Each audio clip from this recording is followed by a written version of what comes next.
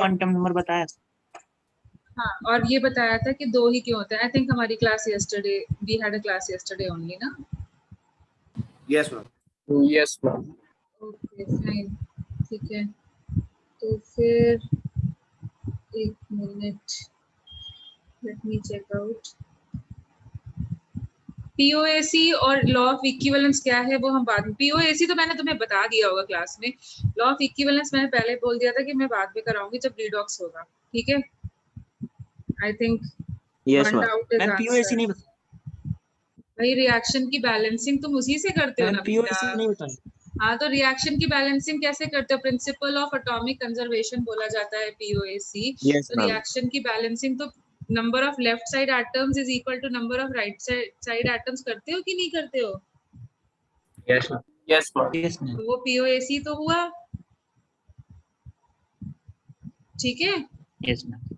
वही है POAC, balancing जो तुम करते आ रहे हो उसको बस नाम दिया गया है पीओएसी। Is it fine? किसका डाउट था? अभी क्लियर हुआ? Yes ma'am.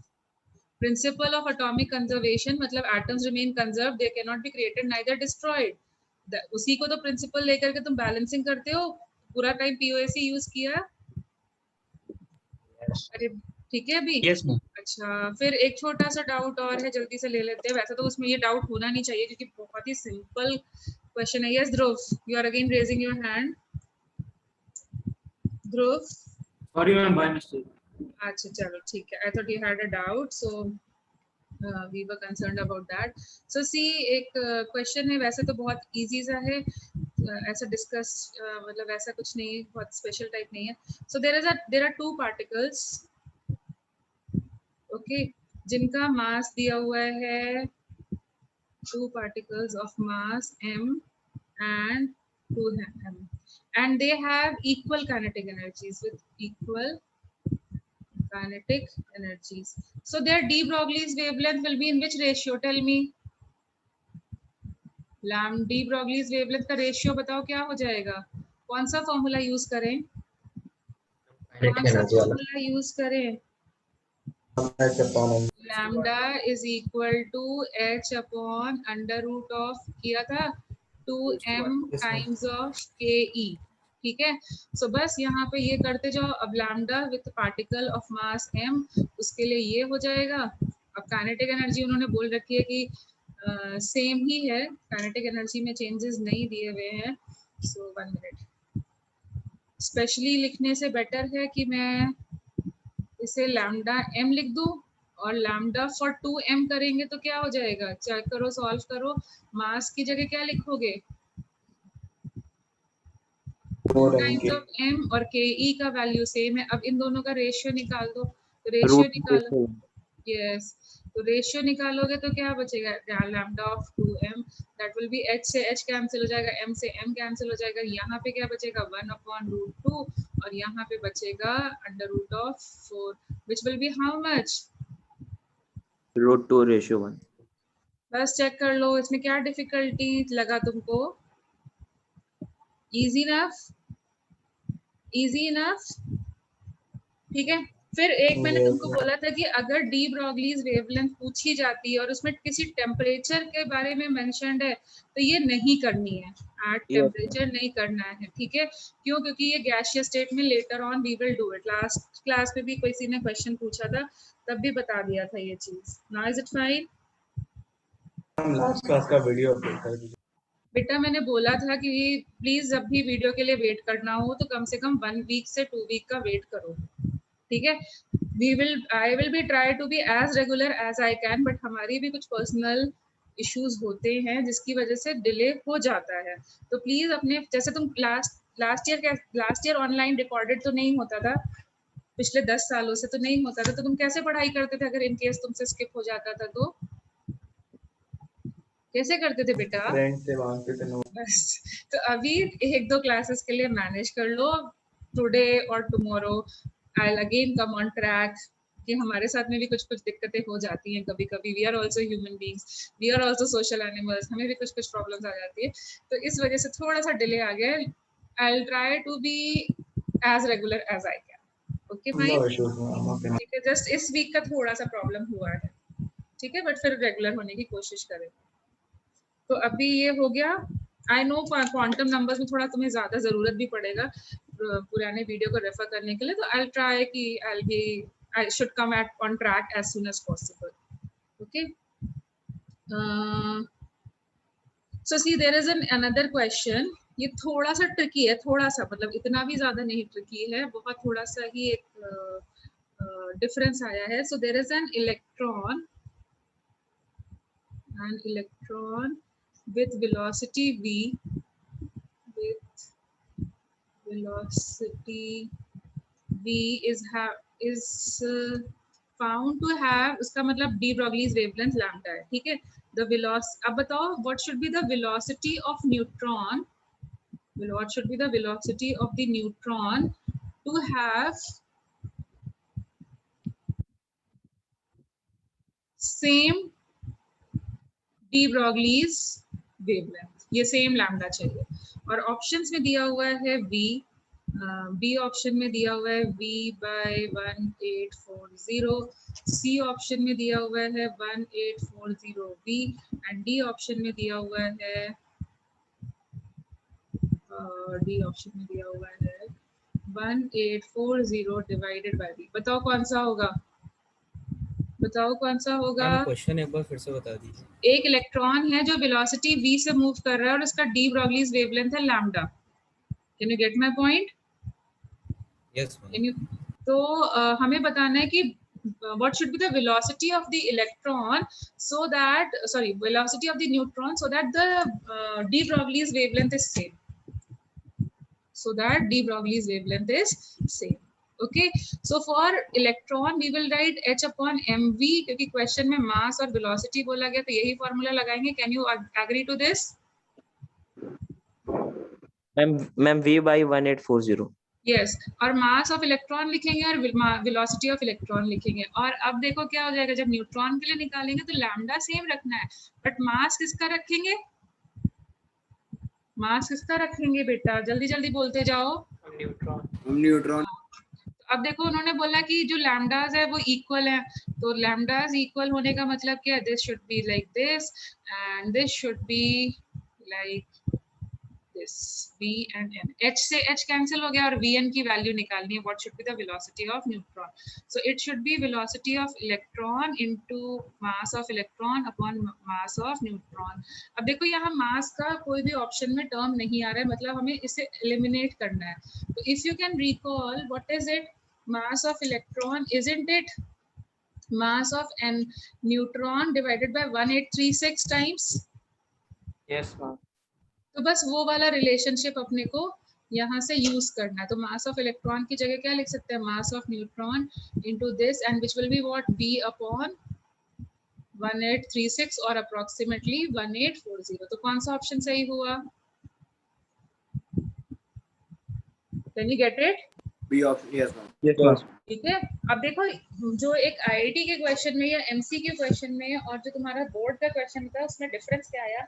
अगर ये क्वेश्चन बोर्ड में आता तो तुम मास को 9.1 into 10⁻31 वो कर करके सॉल्व कर सकते थे और उसके टर्म्स में न्यूमेरिकली आंसर को लिख सकते थे। यहाँ पर प्रॉब्लम क्या है, यहाँ पर उन्होंने ऑप्शन दिए हैं, तो तुम्हें क्या यूज करना है उसकी वर्किंग इस पर डिपेंड करती है कि ऑप्शंस कैसे दिए गए हैं। यहाँ पे तुम इलेक्ट्रॉन का मास 9.1 वाला नहीं लिख सकते हो, और अगर करोगे तो तुम्हारे स्टेप्स बहुत ज्यादा बढ़ जाएंगे। Can you get my point? Can you get it? तो इसीलिए जब भी हमें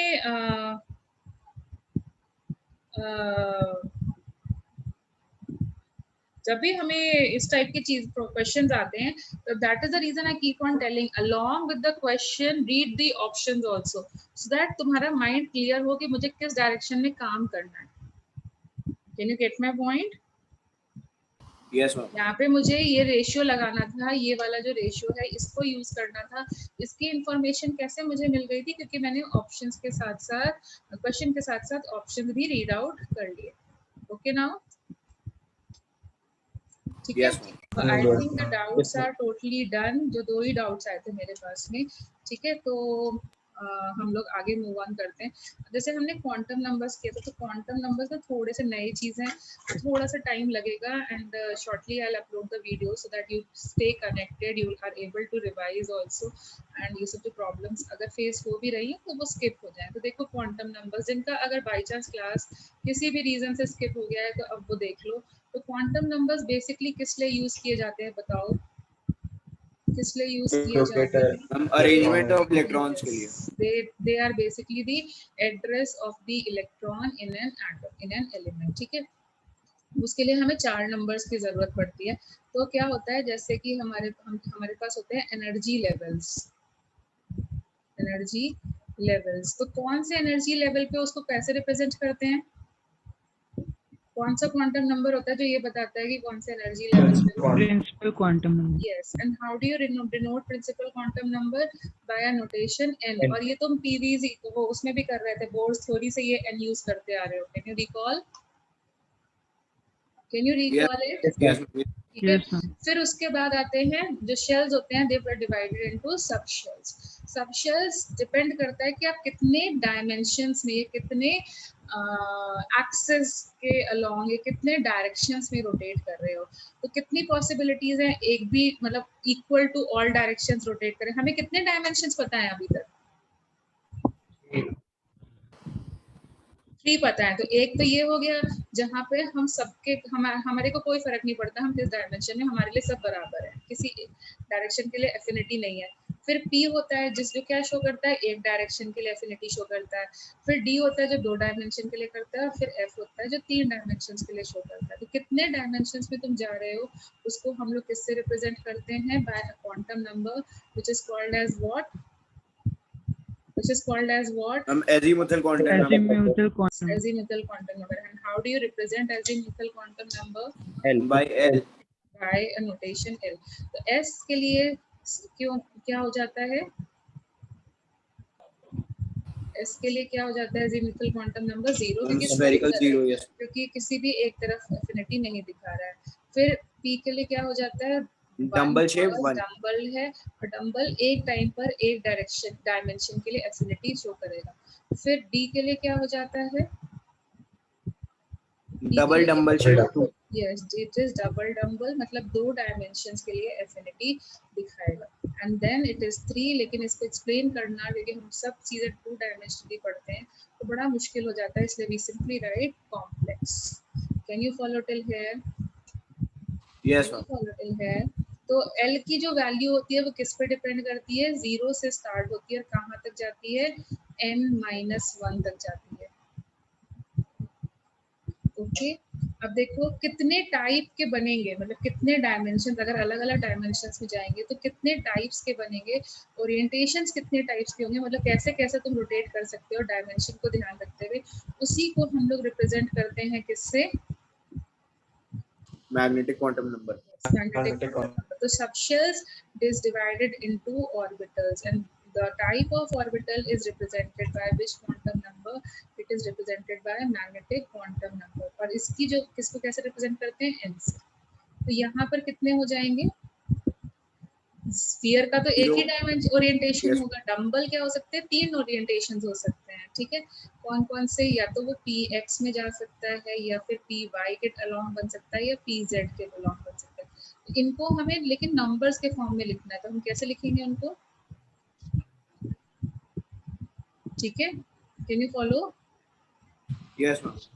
देन सिमिलरली 2 डायमेंशन का मतलब dxy, dyz, sorry, dyz, then dzx, then dx square y square, and then dz square। तो ये 5 हो गए।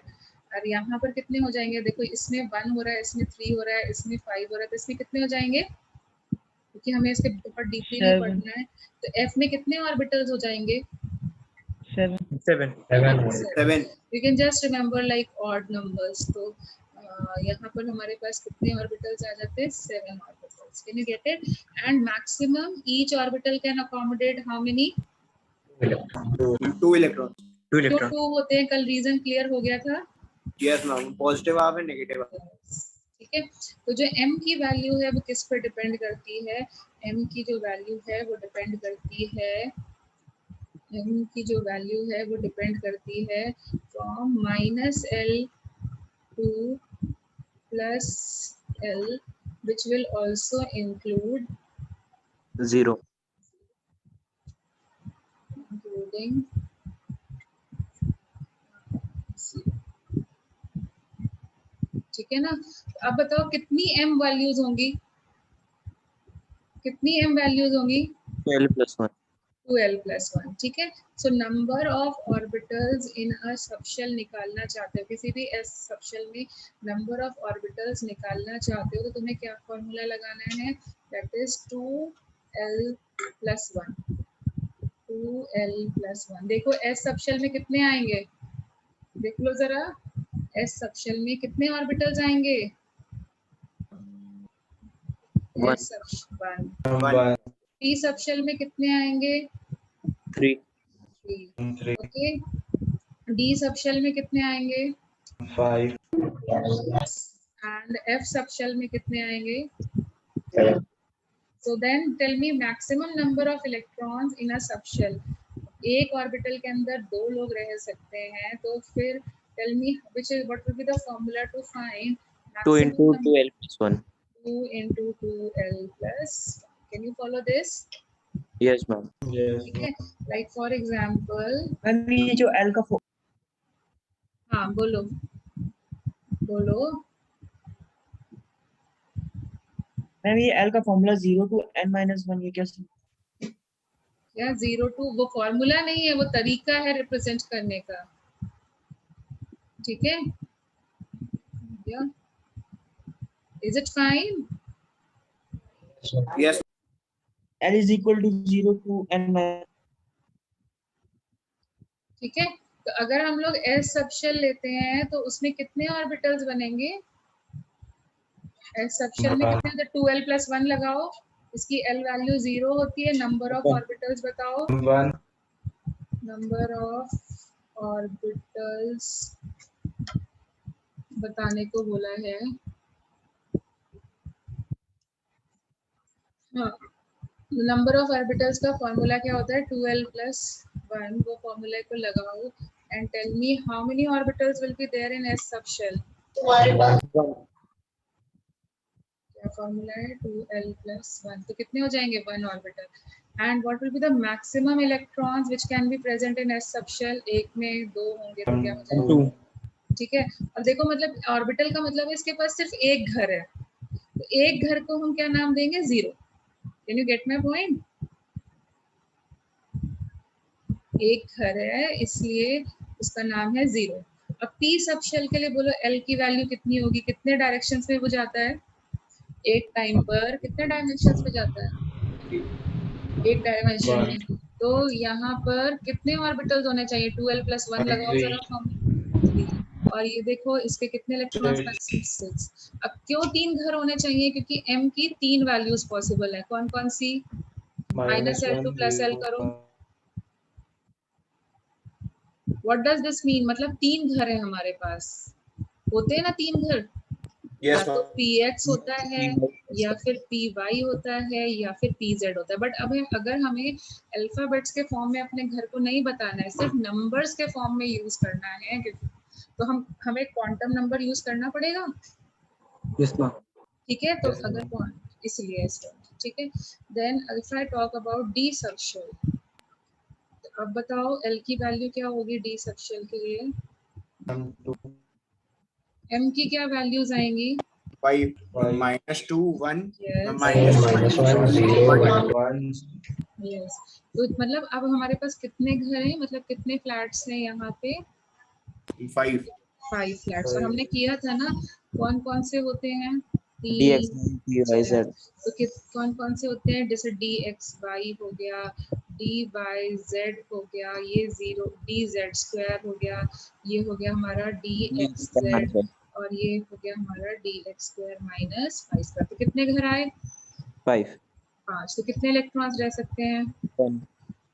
ऐसे ही एफ के लिए कर पाओगे, Yes, ma'am. Yes, ma'am. ठीक है। अच्छा, अब देखो ये ऑर्बिटल्स आ गए, ये इलेक्ट्रॉन्स आ गए, तो अब ये प्रॉब्लम है कि इलेक्ट्रॉन में फिलिंग कैसे करी जाती है, तो वो करते हैं। तो देखो जैसे अगर मैं के शेल की बात करूं, I am just talking about, excuse me ma'am, yes ma'am जो सब शेल होते हैं वो दो शेल्स के बीच में होते हैं या एक शेल के बेटा, अंदर ही शेल होते के हैं अंदर ही सब शेल होते हैं, अभी मैं बता रही हूँ, देख लेना। और ठीक मैम है? ऑर्बिटल सब शेल के हाँ, अंदर? सब शेल के अंदर होते हैं। ठीक है, मतलब जैसे तुम्हारी सोसाइटी है, उसके अंदर फिर ब्लॉक्स होते हैं ABCD, फिर तुम्हारे फ्लैट होते हैं, ऐसे ही होते हैं ना।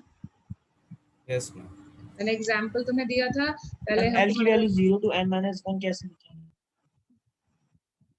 ठीक है, तो जैसे मैंने तुम्हें एग्जाम्पल दिया था कि तुम्हारा घर है, फिर तुम्हारा स्कूल है, फिर तुम्हारी क्लास है, फिर तुम्हारे सेक्शंस हैं, और फिर तुम हो, तो उसी वे में नंबर्स के फॉर्म में ऐसे रिप्रेजेंट किया गया है।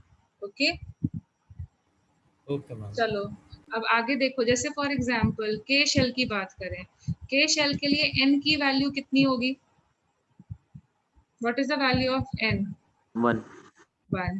सो L की जो वैल्यूज होती हैं एजीमुथल क्वांटम नंबर्स, वो कहाँ से कहाँ वैरी करती हैं? 0 to n-1 वैरी करती हैं। तो अब मुझे बताओ यहाँ पर क्या L वैल्यूज पॉसिबल है? 0. L is equals to 0. किसकी L, कौन सा सबशेल होता है जिसकी L वैल्यू 0 होती है? S. Subshell. S subshell. मतलब हमारे पास फर्स्ट शेल के पास सिर्फ एक ही सबशेल होगा और उसका नाम क्या है? 1s. ठीक है। S. फिर ऐसे ही के बाद L शेल में जाते हैं, तो L शेल में जाते हैं तो क्या हो गया? L शेल 1 शेल से बड़ा होगा ना, के शेल से L शेल बड़ा होगा। Yes, ma'am. So that means it can accommodate more number of subshells. L बड़ा equals जगह है तो मतलब Yes, बड़ा ma'am. जगह है तो हम ज्यादा फ्लैट बना सकते हैं कि नहीं बना सकते हैं? बोलो। Yes, ma'am. तो L अब बताओ equals to कितने minus फ्लैट्स 1, बनेंगे? 0 and L is 1. equal to minus नहीं, सिर्फ 0 and L is equal to 1, दो चीजें बनेंगी, दो सबशेल्स आएंगे अब। Yes, ma'am. Yes, ma'am. तो L is equal to 0 क्या रिप्रेजेंट कर रहा है? S subshell. L is equal to 1 क्या रिप्रेजेंट कर रहा है? कौन सा सबशेल होगा? A subshell. E subshell. Can you follow till here? Yes, ma'am. अच्छा, फिर उसके बाद बताओ M शेल की बात करें, तो M शेल का मतलब है N is equal to 3। N is equal to 3, खुद से बताओ L की कितनी पॉसिबल वैल्यूज आएंगी? 0, 1 and 2. 0, 0, 1 and 2. That means what? Which subshells are present? 1. S, P. S, P and D. Similarly, if you do for N shell, N की क्या possible values हैं? 0, 1, 2. 0, 1, 2 and 3. Yes, 0, 1, 2, 3, मतलब S, P, D SPD. and F. ठीक है, S, P, D, F. Can you get it? Yes, ma'am. ठीक है, तो अब देखो एक प्रॉब्लम ये आ गई कि जब हम फर्स्ट फ्लोर पे जाते हैं वहां पर भी एस ब्लॉक प्रेजेंट है, और जब हम सेकंड फ्लोर पे जाते हैं तो वहां पे भी एस ब्लॉक है, जब हम थर्ड फ्लोर पे भी जाते हैं तो भी एस ब्लॉक है। मतलब फर्स्ट सेक्शन में, फर्स्ट क्लास 1 में भी फर्स्ट सेक्शन है, ए सेक्शन है, तो क्लास 2 में भी ए सेक्शन है, क्लास 3 में भी ए सेक्शन है। तो how do you differentiate between class 1 का ए सेक्शन एंड क्लास 2 का A section? How do you differentiate? By writing like this, 1s, मतलब 1s denotes what? First shell का s subshell के बारे में हम बात कर रहे हैं। Can you get my point? Yes, ma'am. Yes, अब ma'am. यहाँ पे देखो सेकेंड शेल में भी s subshell है, तो हम लोग कैसे डिनोट करें उसे? 2. 2s. Can you exactly get why I'm writing this way? Yes, Then 3s, 3p, 3d. 3D. अब ये कौन से शेल में प्रेजेंट हो गए हैं? फोर्थ शेल में। तो 4s, 4p, 4d and 4f. Can you get it? Yes, ma'am. ठीक है, अब सपोजिंग n के बाद अगर तुम कभी भी n के बाद सपोजिंग भी अगर तुम o शेल में भी जाते हो, MnO, o शेल का मतलब n की वैल्यू क्या हो गई? n की वैल्यू क्या हो गई? 4 हुई कि नहीं हुई? 5 हुई। 5. 5. 5। तो इसका मतलब है L की कितनी वैल्यूज पॉसिबल है? 0, 1, 2, 3. 3 and 4 पॉसिबल है। 0 to n Yes, minus ma'am. 1 होता है, देख लो। एल की क्या क्या पॉसिबल वैल्यूज होती हैं, वो 0 से स्टार्ट होती है, n-1 तक जाती हैं। तो if n is equal to 5, won't it start from 0 and end at 4? Yes, ma'am. Yes, ma'am.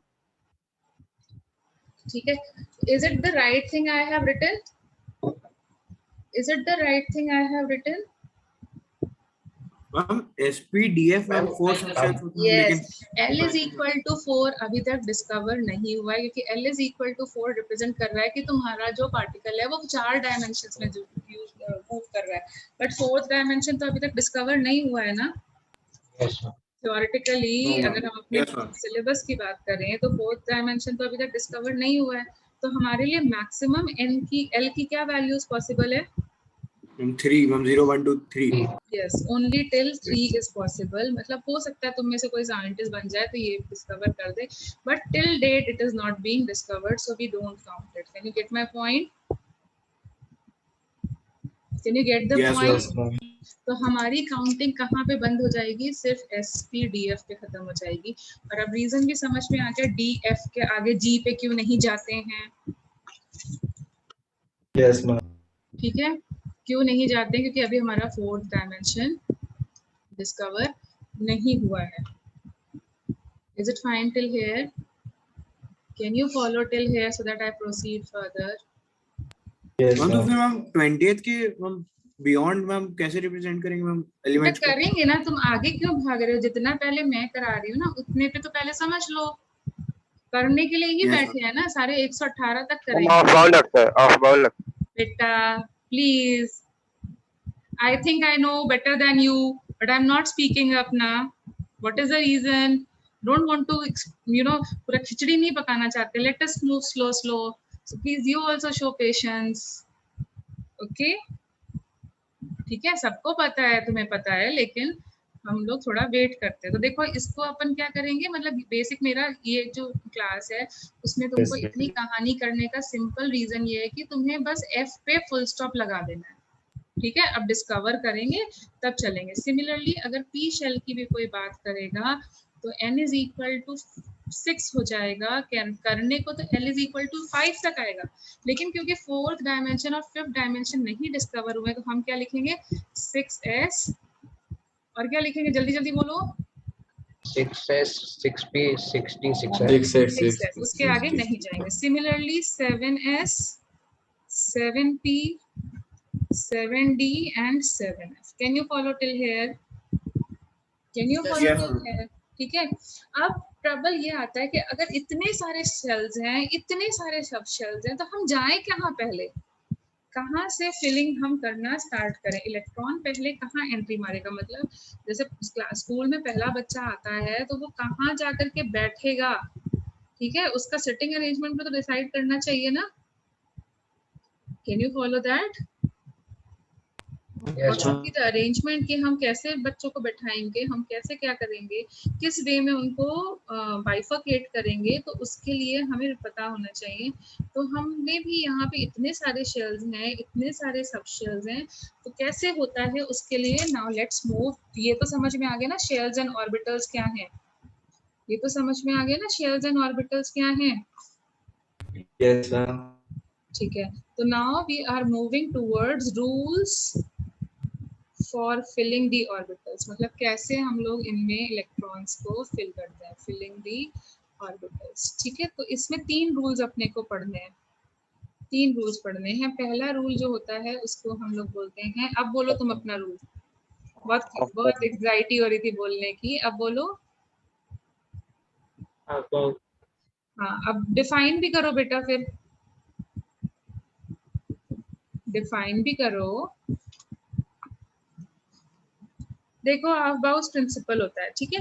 अब आउफबाउस प्रिंसिपल क्या होता है? It is a German word, okay, it is a German word which basically means to ascending order, मतलब आगे बढ़ना। तो आगे बढ़ने का मतलब क्या है? ग्रो अप, ऐसे बोल सकते हो, इट मींस ग्रो अप। ठीक है, तो आगे बढ़ने का मतलब क्या? पहले कौन सी एनर्जी का काम करते हो? लोअर एनर्जी का काम करते हो ना। पहले अगर ग्राउंड फ्लोर पे क्लासरूम खाली हो जाए तो क्या ऊपर क्लास लगती है या फिर नीचे क्लास लगती है? अगर ऑप्शन और नीचे लगता है। हाँ, तो हम लोग क्या करते हैं? पहले लोअर एनर्जी से कहाँ मूव करते हैं? हायर एनर्जी की तरफ। तो इसी को हम बोलते हैं ग्रो अप, मतलब पहले लोअर एनर्जी में जाओ, जब वो पूरा भर जाए तब हायर एनर्जी में जाओ, ठीक है, that is called as grow up. तो लोअर एनर्जी, अब किसके पास लोअर एनर्जी और किसके पास हायर एनर्जी है उसको डिसाइड करने के लिए हम लोग फॉलो करते हैं n+l rule. Now what does this n+l rule tell you, कि अगर इनकी वैल्यू ज़्यादा है मतलब ज़्यादा एनर्जी है, और अगर इसकी वैल्यू कम है तो इसका मतलब तुम्हारे पास, उस पर्टिकुलर सब्सटेंस के पास कम एनर्जी है। So this is directly proportional to energy. Can you get it? Yes ma'am. ठीक है। अब बाई चांस कभी ऐसा भी कंडीशन हो जाता है कि जब टाई हो जाती है, मतलब दो अलग अलग सबशेल्स के लिए n+l की वैल्यू सेम आ जाती है, तो if your n+l value is same is, ma'am उसमें मैम n की वैल्यू हाँ जिसकी बेटा ज्यादा एक मिनट ना, if it is same then किसका फिलिंग पहले होगा, then the subshell with lower n value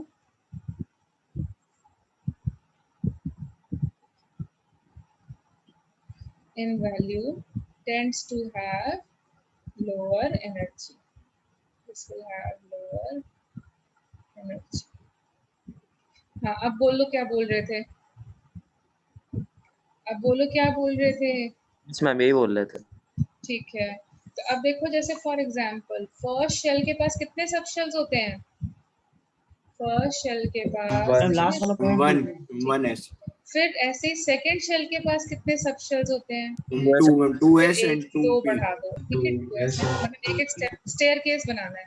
फिर थर्ड शेल के पास कितने सब शेल्स होंगे, एक स्टेयर केस three. बनाना है, s होगा, p होगा और इसके आगे जाना है, दैट इज 3d। फिर फोर्थ शेल के पास कितने सब शेल होते हैं, 4s 4s 4p 4d 4f 4f 1 minute, yes it will be 4s d and 4f। अब हमें 4f के आगे काउंटिंग नहीं आती, तो अब हम बाकी शेल्स के लिए, बाकी एनर्जी लेवल के लिए s लिखेंगे, p लिखेंगे, d लिखेंगे और f लिखेंगे, ठीक है। सिमिलरली यहाँ पे 6s 6p 6d and 6f, ठीक है। Then again 7s 7p 7d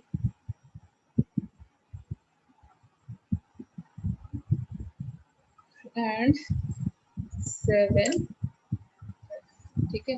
सो अब देखो n+l वैल्यू निकालो, तो इसकी बताओ n+l वैल्यू क्या होगी, इसकी n वैल्यू क्या होगी 1 और l वैल्यू क्या है, l वैल्यू क्या है सब शेल की 0 0। देन सिमिलरली 2s के लिए करो, मैम 2 होगा। अब 1s और 2s में से बताओ किसकी एनर्जी लो है, 1s 1s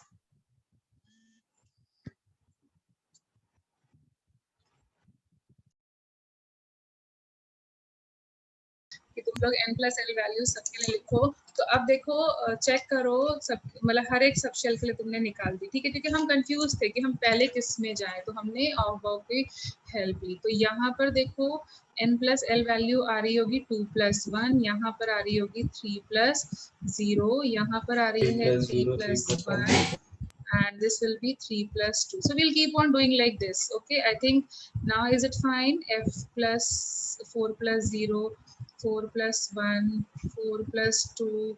Can you do it for everyone? Ma'am last Yes, point जो ma'am. आपने समझाया था उसे मैम दोबारा रिपीट कर सकते हैं? बेटा कर ही रहे हैं ना सब, ठीक है।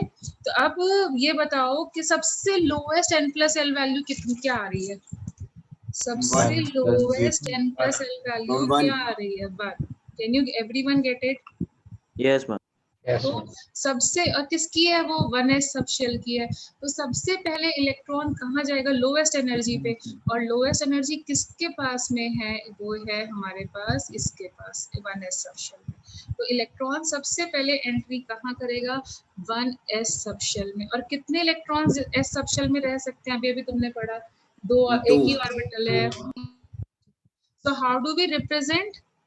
How do we represent? तो representation करते हैं हम लोग like this, n m, or you can say n l to the power x.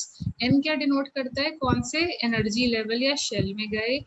l क्या डिनोट कर रहा है? कौन से सब शेल में इलेक्ट्रॉन गया. और x क्या डिनोट कर रहा है? कितने इलेक्ट्रॉन्स गए, number of electrons in that subshell. इस वे में हम लोग रिप्रेजेंट करते हैं. तो इन नंबर ऑफ इलेक्ट्रॉन्स. तो 1s2 का मतलब क्या हो गया? फर्स्ट शेल के s सब शेल में कितने रह सकते हैं मैक्सिमम? 2 इलेक्ट्रॉन्स. क्योंकि एक ही घर है ना, तो एक घर में 2 ही इलेक्ट्रॉन्स रह सकते हैं. Can you get it? Can you follow? अब देखो उसके बाद में फिर n प्लस l की वैल्यू निकालो. तो इसकी 2 आ रही है और 2p की कितनी आ रही है? 2p की 3 आ रही है. तो किस में इलेक्ट्रॉन पहले एंट्री मारेगा? 2s 2s. ठीक है. फिर देखो 2p की भी 3 आ रही है, 3s की भी 3 आ रही है. तो अब टाई हो गई कि नहीं हो गई? मैम 2p की लो वैल्यू Yes. लो अगर टाई हो जाता है, अगर एक से ज्यादा सब शेल्स में हमारी जो n प्लस एल वैल्यू है वो सेम आने लगती है, तो ऐसे केस में हम क्या करते हैं, जिसकी n वैल्यू लो होती है वो पहले फिल होता है. तो इन दोनों केसेस में किसकी n वैल्यू लो होगी? 2p ES दोनों का n वैल्यू जो है, n प्लस एल वैल्यू जो है वो 3 आ रहा है, लेकिन एनर्जी किसकी लो होगी? 2p, क्यों होगी? अब 2p. रीजन समझा? क्योंकि मैम n वैल्यू कम है. n So now value what is it like? What is it like? So ये बस उसी तरीके से है कि 1s2 के बाद इलेक्ट्रॉन कहाँ एंट्री मारेगा? 2s में. 1s के बाद इलेक्ट्रॉन कहाँ एंट्री मारेगा? 2s में. और कितने इलेक्ट्रॉन्स जाएंगे? 2. फिर उसके बाद इलेक्ट्रॉन कहाँ एंट्री मारेगा? 2p में. 2p में 2p. जाएगा. ठीक है. और 2p में कितने जाएंगे मैक्सिमम? 2p में कितने इलेक्ट्रॉन्स जाएंगे? 6. Can you gate my point? yes एक मिनट वेट करना बेटा. Let me write it properly. It was not coming properly. So पहले इलेक्ट्रॉन कहाँ एंट्री करता है? 1s में 2. फिर कहाँ एंट्री करते हैं? 2s में 2. फिर कहाँ एंट्री करते हैं? 2p में 6. फिर कहाँ एंट्री करेंगे? 3s में 2. Can you get it now? yes Can you follow it? So अब सिमिलरली देखो 3p का भी n plus L value 4, 4s का भी n प्लस वैल्यू 4. तो किसमें पहले इलेक्ट्रॉन एंट्री मारेगा? 3p में. यस, 3p में पहले और 4s में बाद में. तो अगर हम लोग यहाँ पे रिप्रेजेंट करने को जाएं तो क्या हो जाएगा? इसके बाद किस में एंट्री मारेगा? 3p में. और p में कितने होंगे? 3p से एंड देन 4s. 4s2. ठीक है. Be louder. 4s2. नहीं, someone wanted to say something, I think.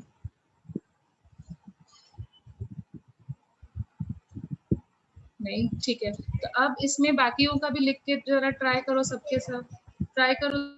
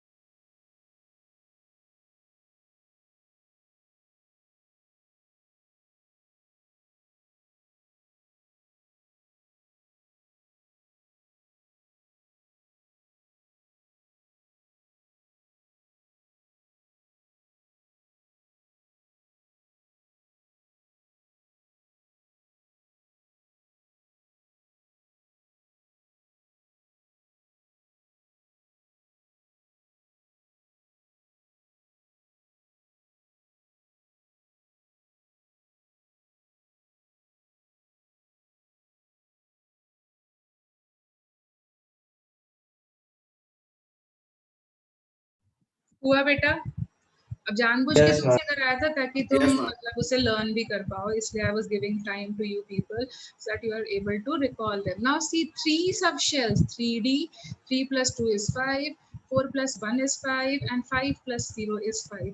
सो 3 सब शेल्स ऐसे हैं जिनका क्या बोलते हो, जिनका n + l वैल्यू सेम आ रहा है. है ना 3। Yes, ma'am. Yes. So that means अगर हमें लिखने को आया तो हम कैसे लिखेंगे इस चीज को, कैसे लिखोगे? 4s के बाद इलेक्ट्रॉन किधर एंट्री कर रहा है? यहाँ पे देखो 4p की तरफ। 4p 5s, तीनों का n+l वैल्यू सेम है, बट जिसका n वैल्यू लो है इलेक्ट्रॉन पहले 3D में पहले हाँ, एंट्री करे। तो फिर क्या हो जाएगा 3d, एंड d में कितने जा सकते हैं maximum? And electron. And yes, and then the electron will enter where 4p. and it will enter 4p, और 4p में 4p कितने 6. जाएंगे 6। अब तुम खुद से चेक करना, ठीक है? I'm not turning it back now, it is your duty to check now. Again you will check that after this you will have 5s2 4d10 and 5p6, मतलब s और p सबशेल के बीच में d आता है, देख लेना, ठीक है? Similarly when you will enter 6s2 you will have 4f14, f के 14 इलेक्ट्रॉन्स होते हैं कि नहीं? 5d10 and 6p6, and then फिर से चेक कर लेना 7s2, फिर यहाँ पे 5f14 6d10 and you will have 7p6। अब सब काउंट करो, देखो 118 एलिमेंट्स हो रहे हैं, सारे इलेक्ट्रॉन्स के काउंट करो, देखो 118 हो रहा है, देखो 118 हो रहा है। I'm counting.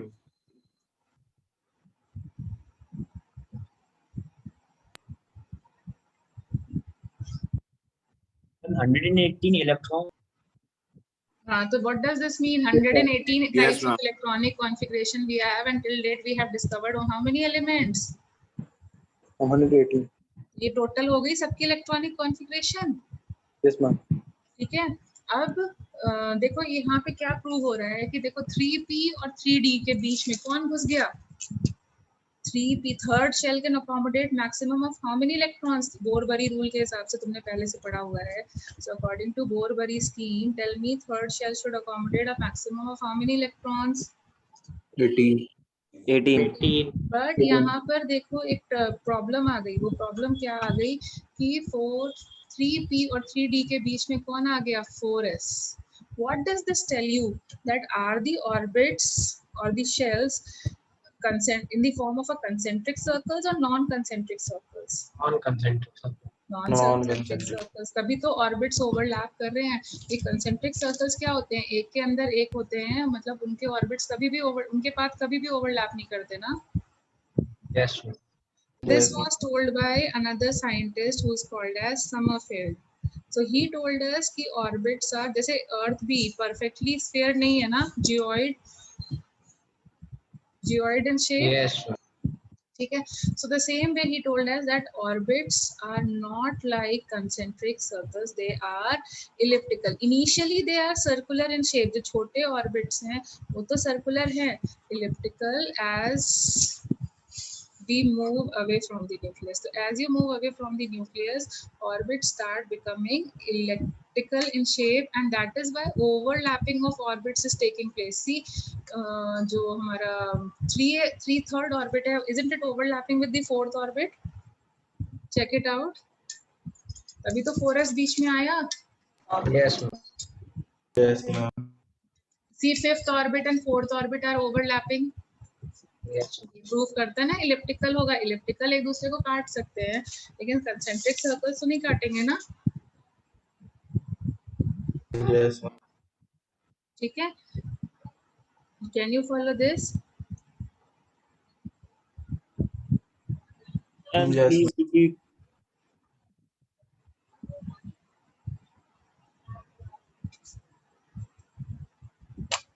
एक बार रिपीट कर दी। 1 minute. I meant to say, can you see there is overlapping of orbits taking place? Yes. ma'am. See, 3p के बीच में 4s आया कि नहीं आया? Yes, ma'am. कब पॉसिबल है? जब कंसेंट्रिक सर्कल्स, पता है ना, ज्योमेट्री में पढ़ा होगा कंसेंट्रिक सर्कल्स क्या होते हैं? क्या होते हैं कंसेंट्रिक सर्कल्स? Yes. बताओ क्या होते हैं कंसेंट्रिक Center same सर्कल्स? रहता है। हाँ, सेंटर सेम रहता है, तो क्या कभी वो ओवरलैप करते हैं? Concentric circle। हाँ बोलो। कभी वो No, ma'am, ओवरलैप नहीं करते हैं? नहीं करते हैं। तो अगर ये हमारे ऑर्बिट्स कंसेंट्रिक सर्कल के फॉर्म में होते तो ये ओवरलैपिंग नहीं आती, बट यहाँ पे ओवरलैपिंग आ रही है। Can you see 3P Yes, ma'am. और 3D के बीच में ये जो है ये ऐसा कर करके आ रहा है, इसका मतलब क्या हुआ? What does this mean? Overlapping, That they are overlapping. not in the form of a concentric circle. Doesn't it prove that? Is it fine? Yes, ma'am. Other जिसका डाउट था पहले वो बोलो। Did you follow now? Yes, ma'am.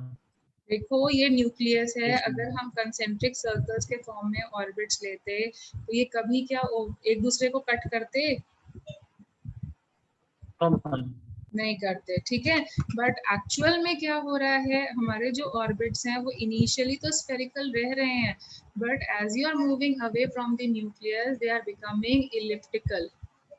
Now due to this elliptical thing, don't you think they will start overlapping? Yes, ma'am. Yes, ma'am. And that is the reason we are having the overlap of 4s subshell in between third shell.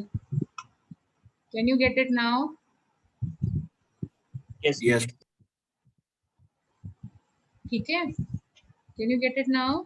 तुमने अभी तक कैसे पढ़ा था? ये Yes. यहाँ nucleus, तुम ये बोलते थे ये रहा फर्स्ट शेल, तो अब मैं क्या बोलूंगी, बस फर्स्ट शेल के अंदर कितने सब शेल्स होते हैं?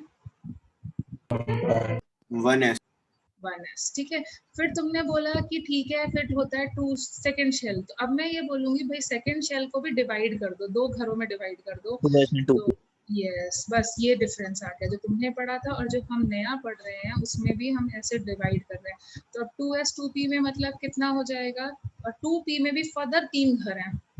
समझ में आ रहा है बस हम क्या डिफरेंस कर रहे हैं, पहले जो पढ़ा था और अब जो हम पढ़ रहे हैं? Can you see the difference? अब थर्ड शेल में कितने घर होने वाले हैं? 3 ब्लॉक्स होने वाले हैं। कौन से? S block, P block and D block.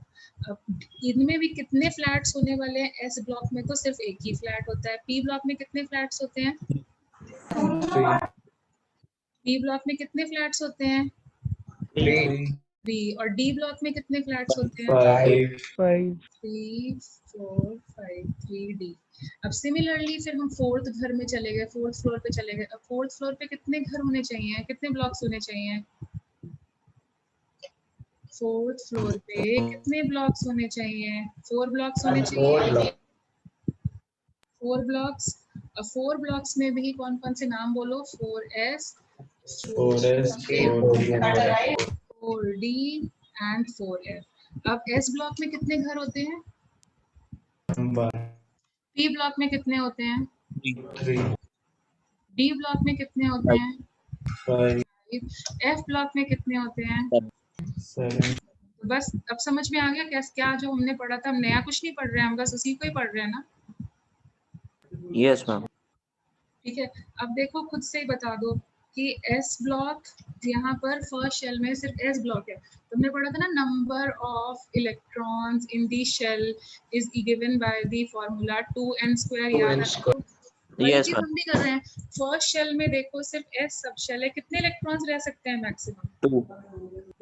देखो सेम फॉर्मूला लगा। अब सेकेंड शेल में कितने सब शेल्स हैं? सेकेंड शेल में 2 सब शेल्स। कौन कौन से? S and P. Yes, S and P. So and each of them accommodates how many electrons? Each will accommodate total of how many electrons? 8. हमने भी यही पढ़ा था ना, कुछ नया तो नहीं कर रहे। थर्ड शेल में खुद से बताओ कितने इलेक्ट्रॉन्स हुआ करते थे? 18। तो अब चेक करो, 3s में 2 जाएंगे, 3p में कितने जाएंगे? 6 जाएंगे, 3d में कितने जाएंगे? 10। टोटल कितने हो गए? 18 इलेक्ट्रॉन। देखो नई चीज नहीं करी ना, सब पुराना पुराना ही कर रहे हैं, बस हमने Yes. उसको फर्दर बाइफरकेट कर दिया है। It is being further bifurcated. Now similarly fourth shell में n की वैल्यू 4 रखो, नंबर ऑफ इलेक्ट्रॉन्स निकालो, कितना आ रहा है? 32. बट क्या हो जाएगा? उन 32 में से 2 इलेक्ट्रॉन्स s में जाएंगे, 6 इलेक्ट्रॉन्स p में जाएंगे, 10 इलेक्ट्रॉन्स D में जाएंगे and 14 electrons will enter F. So total will come out to be, count it, 32. 32. Can you follow? Nothing new. 22 electrons. Only the sub bifurcation is being taught to you. Yes. ठीक है, तो अब लिखने का तरीका भी बदल जाएगा. तो electronic configuration, what do you mean by electronic configuration? Distribution of electron. Distribution of electrons in So, shell.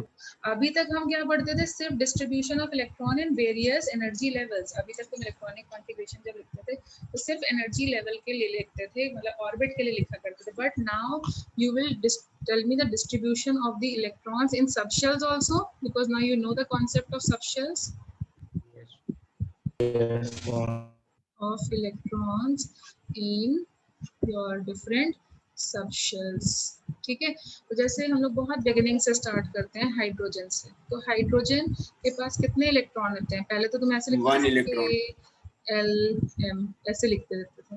अब हम नए तरीके से लिखे तो क्या लिखेंगे? पहला इलेक्ट्रॉन फर्स्ट शेल के S सब शेल में एक इलेक्ट्रॉन, ऐसे लिखोगे. Check it. Yes, sir. Yes, ma'am. Yes, sir. ठीक है. अब अगर सपोजिंग हम लोग first shell can accommodate maximum of 2, तो इफ हीलियम को लिखना हो तो हम क्या लिखेंगे? 2 ऐसे लिखा करते थे. बट अगर हम नए कन्वेंशन में लिखें तो how will I right? 1s के S सब शेल में कितने इलेक्ट्रॉन्स जाएंगे? 1s2. अभी कंप्लीट हो गया, चेक करो. Yes, ma'am. तो अब हमें जो नया इलेक्ट्रॉन जाएगा वो कहाँ जाएगा? नए शेल में एंट्री करेगा. तो यहाँ पर हम लोग कैसे लिखते थे? 2,1. तो अभी भी वही चीज लिख रहे हैं, बस बाइफरकेट कर दे रहे हैं. So now check again. 1 first shell will accommodate 2 electrons and see, isn't it 2,1 still also? First shell में 2 electrons और second shell में 1 electron. Isn't it the same? Only Yes. the difference is Yes, I am specifying the subshell. जैसे similarly beryllium पहले लिखते थे 2,2. Now you will write it as 1s2. 1s2 and 2s2. Yes. Now it is boron, that is 2,3. How will you write it? See, 1s2. 2s is also complete. So where will the electron entry? Tell me how many electrons in the second subshell, second orbit. How many electrons in the second orbit? Isn't it 3? As you were writing earlier. See, nothing new we are doing. Only the bifurcation is only taught. Can you follow? Yes, ma'am. 1s2, 2s2 and 2p2. Okay. Then similarly, if I write for next is supposing next we write for nitrogen.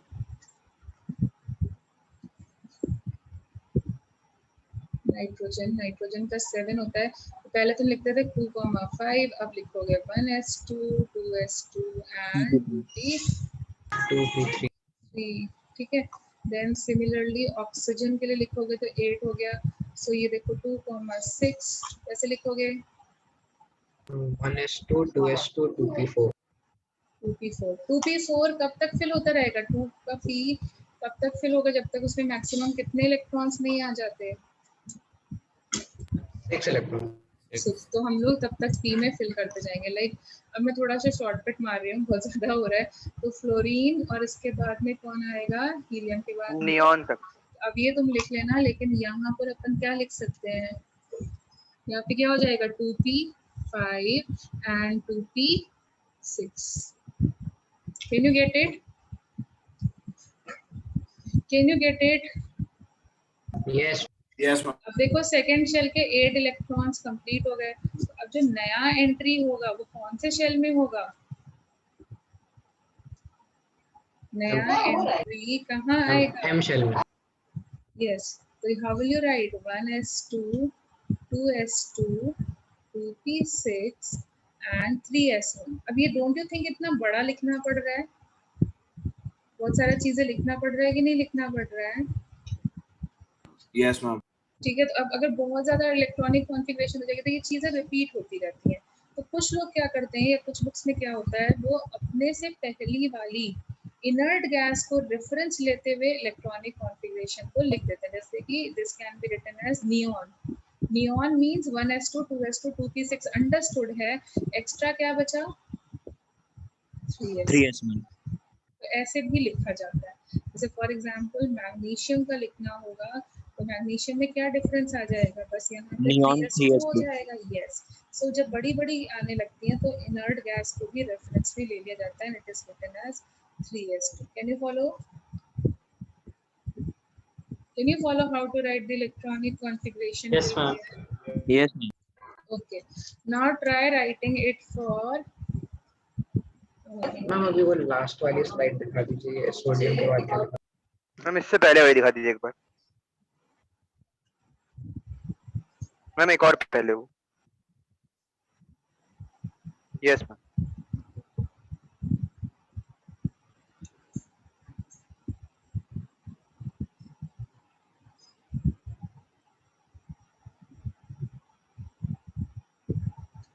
Excuse me ma'am. Yes. Ma'am जैसे जैसे दूर जाते जाते हैं nucleus से, वैसे वैसे shell अपनी इलेक्ट्रिकल होती जाती है। Please pardon me again and be louder. Ma'am जैसे जैसे हम लोग न्यूक्लियस से दूर जाते जाते हैं, वैसे वैसे शेल इलेक्ट्रिकल होती जाती है। इलेक्ट्रिकल हो जाते हैं, हाँ। तो मैम ये भी पॉसिबिलिटी है कि इन्फिनिटी शेल इतनी इलेक्ट्रिकल हो जाए कि न्यूक्लियस से ही कोलाइड कर जाए।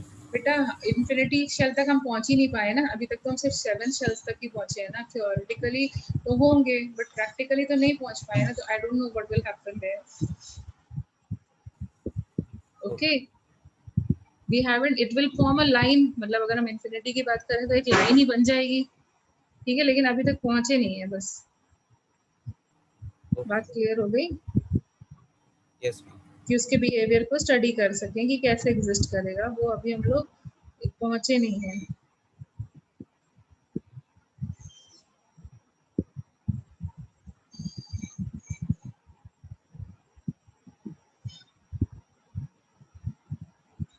हो गया? Yes.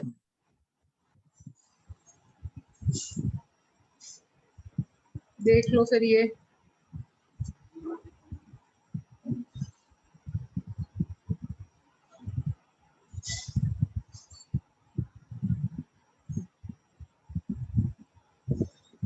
यस फिर ये देख लो नेक्स्ट।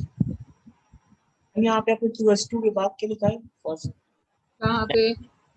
एंड नाइट्रोजन के electronic configuration 1s2 2s2 2p3।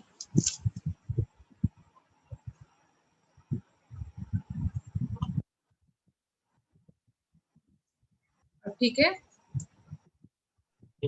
Yes अब तुम बाकियों का लिख सकते हो, जैसे कि अब मैं थोड़ा सा शॉर्टकट कर रहे हैं, तो एल्यूमिनियम का लिखना होगा तो अपन क्या लिखेंगे, नियॉन 3s2 एंड 3p1। अब ये कब तक चलेगा, ये कब तक चलेगा, 3p कब तक फिल होगा, आर्गन तक।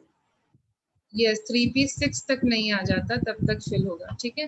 तो अगर हम लोग इसको लिखने बैठे तो ये विल राइट नियॉन 3s2, मतलब अब लिख लेना, मैं यहाँ पे लिखती जा रही हूँ 3p2। Can I leave that part two you people?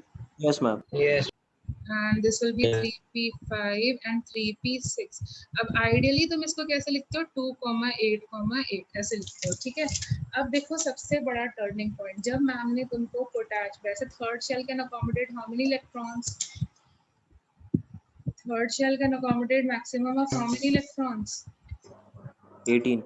18 but won't you feel cheated when your teacher told you that for potassium you don't have to write 2, 8, 9, instead of it you were writing 2, 8, 8, 1.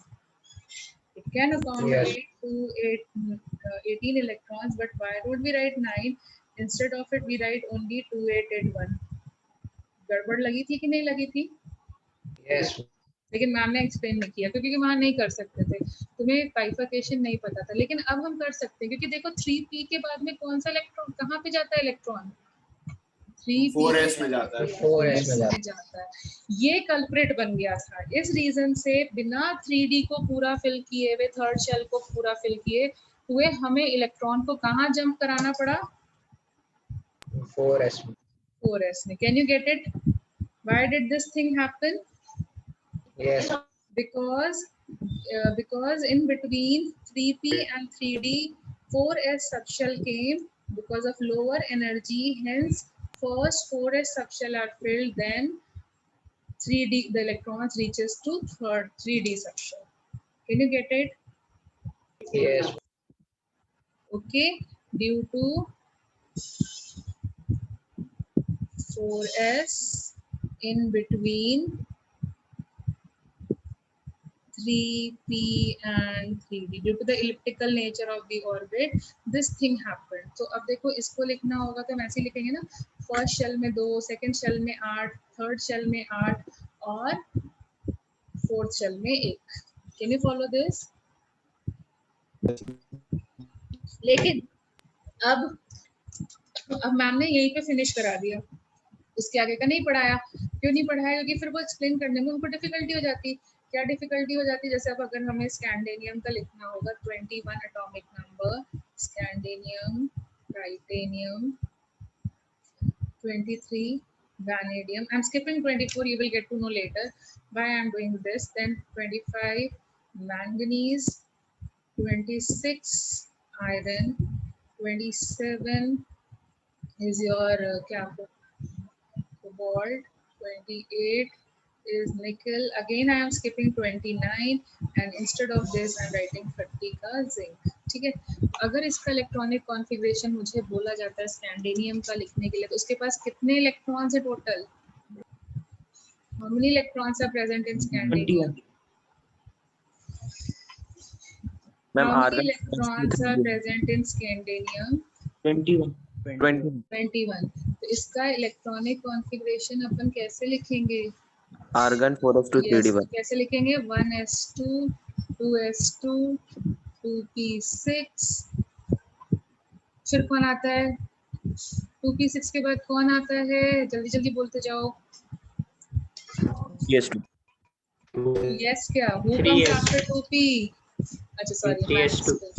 3s2, then 3p6 and then the turning point 4s2, and then because now it is 20 electrons, so another 3d1. electron will enter 3d1. So check how many electrons in third shell. Check how many electrons in the third shell. Isn't it 2, 8, 9 and 2? Check it out.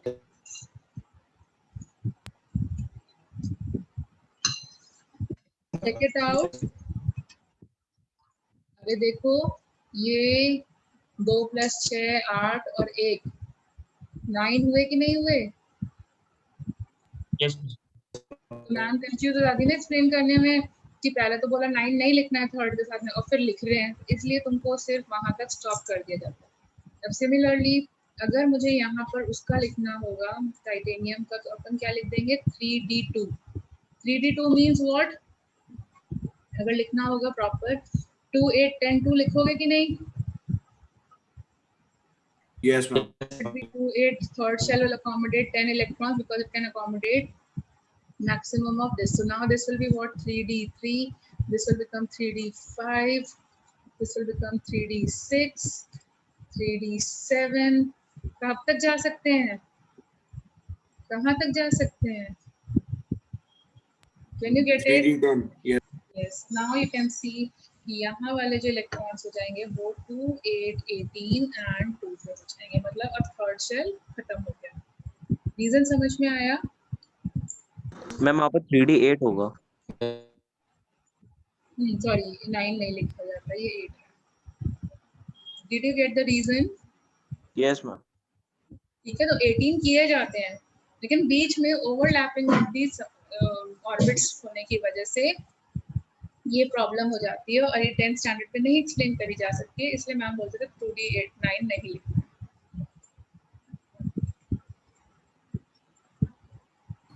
Ma'am एक बार फिर से समझा दीजिए. Ma'am एक बार ये क्या समझा चीज? दीजिए आपने 3 क्या चीज समझा दिए? मैम 3d9 नहीं लिखा आपने. 3d9 लिखना है, यहाँ नहीं लिखना था. पोटेशियम के लिए नहीं लिखना था 3d9. क्यों? क्योंकि 3s2 3p6 के बाद 4s आता है. 4x कम्स बिटवीन ना, Yes, ma'am. तो यहाँ नहीं लिखना जाए चाहिए, लेकिन देखो स्कैंडिनियम के लिए लिखा 9। बट स्कैंडियम में भी तो 3p6 और 3d1 के बीच अरे में बेटा 4s2 थर्ड है। शेल में देखो कितने इलेक्ट्रॉन्स हैं, s सब शेल में 2 हैं, यस मैम, p में 6 हैं, यस मैम, d में 1 है। Yes ma'am. Total electrons in d third shell कितने हो गए? मैम 9। तो भाई तो लिखा है 2892। क्लियर हुआ? लेकिन पोटेशियम में हम लोग ने नहीं लिखा था क्योंकि उसमें 4s हम पहले भर रहा है, इसलिए हम लोग ने हाँ 1 बाद में लिखा है। Yes, getting it? Yes. Ma'am इधर भी तो 3d1 से पहले 4s2 पहले भर रहा है। तो पहले आने से क्या मतलब है? थर्ड लेकिन शेल मैम में ही हुआ ना इलेक्ट्रॉनिक वो, कॉन्फ़िगरेशन में थर्ड है शेल तो में थर्ड चाहिए। शेल में ही ना। 3D पार्ट किसका है? थर्ड शेल का पार्ट है या फोर्थ शेल का पार्ट है? हम थर्ड शेल को। तो इलेक्ट्रॉन्स भी तो थर्ड शेल में ही काउंट होंगे ना। आने को तो आ रहा है क्योंकि उसकी लोअर एनर्जी है, n+l रूल उसका कम आ रहा है, लेकिन पार्ट तो वो थर्ड शेल का ही है ना 3D।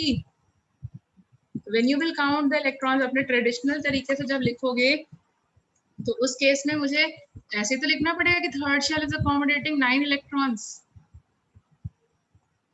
Is it answered? Is it answered? Yes ma'am. 3D is a part of third shell, तो हम ऐसे तो लिखेंगे कि थर्ड शेल ने अकोमोडेट किए हैं।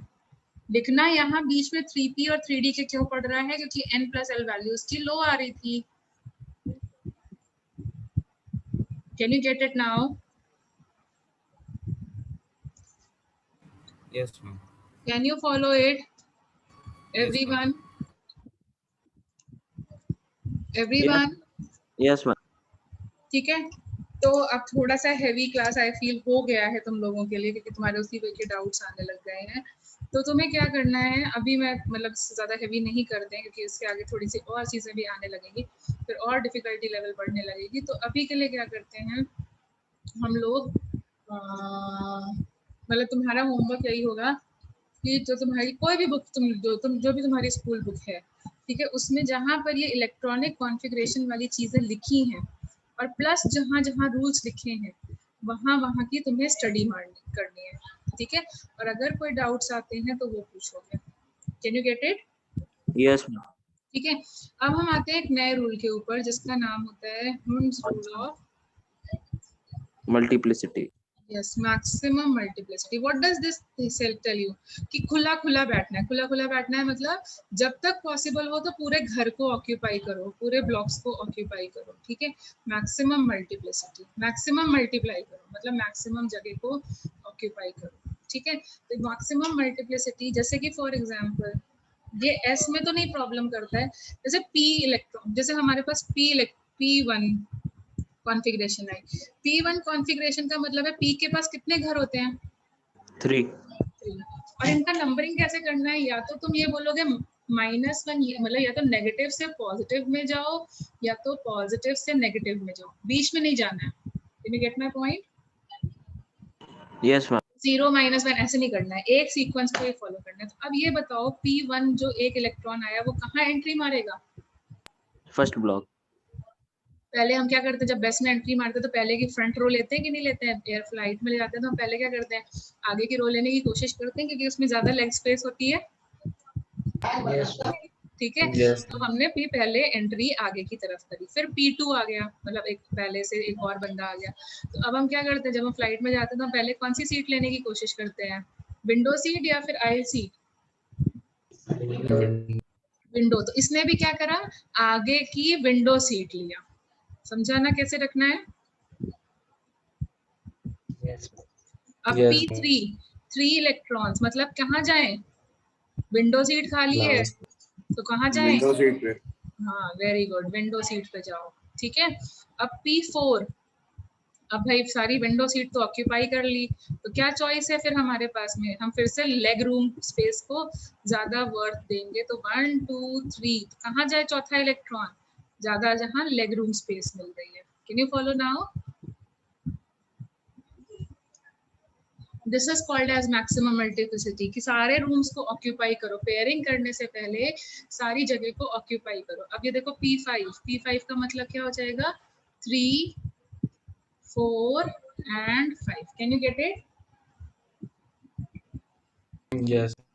अब 6th को तो पास तो कोई चॉइस बची ही नहीं है, तो बेचारे को ऐसे ही जाना पड़ेगा।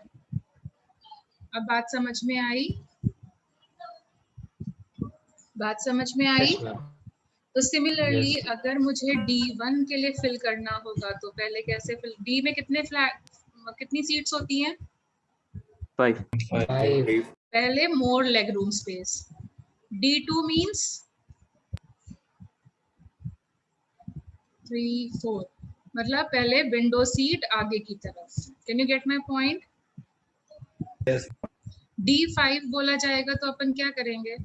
Fully filled. Yes, half filled, not fully filled. Yes, तो ma'am. Half. हर एक जगह पर एक एक विंडो सीट को अपने को ऑक्यूपाई कर लेना है, ठीक है।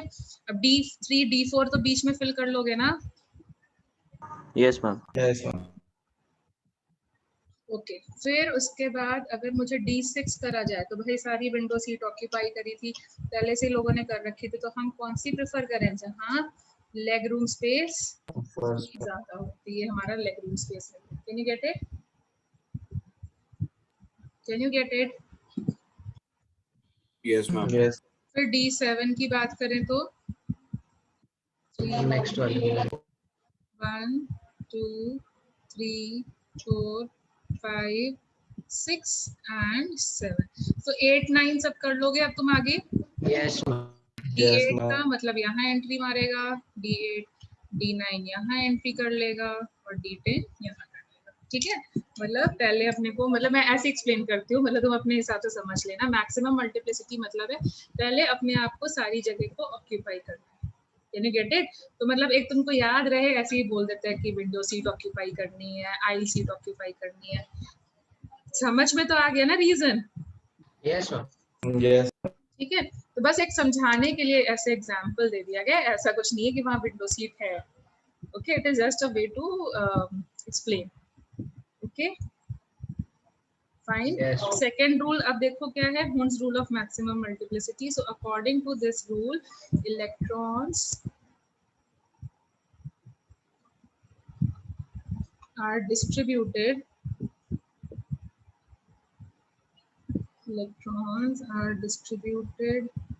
among orbitals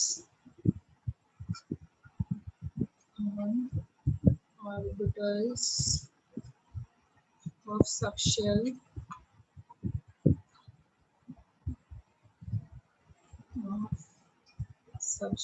in such a way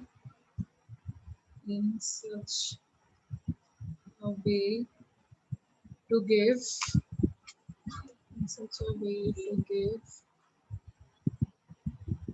maximum unpaired electrons, मतलब सबके सब विंडो सीट पे ही पहले बैठने की कोशिश करें।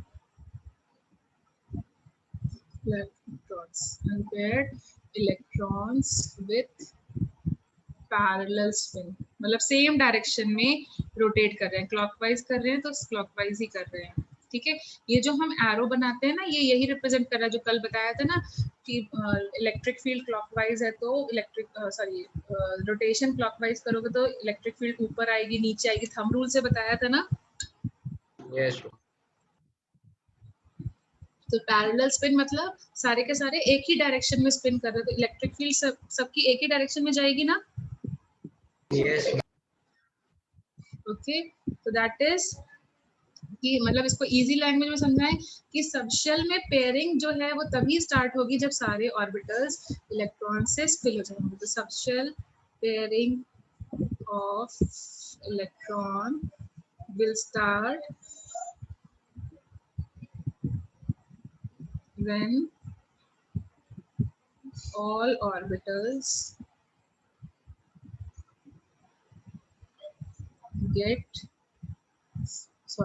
all orbital will get one electron each. One electron electron each. Can you follow now? Yes. ठीक है, तो अभी के लिए हम लोग इतना ही रखते हैं. Shortly I'll try to upload the video so that you don't get any trouble in understanding the further classes, and by the time you have to revise, मतलब at least तुम Bohr's theory, Heisenberg uncertainty principle, de Broglie's के question side by side करते रहो. ठीक है, quantum numbers के भी basic questions कर ही सकते हो. Is it fine? Yes. Yes. So I'm ending the session for today now. Any problem? No. Okay then. Thank you everyone. Thank you. Thank you.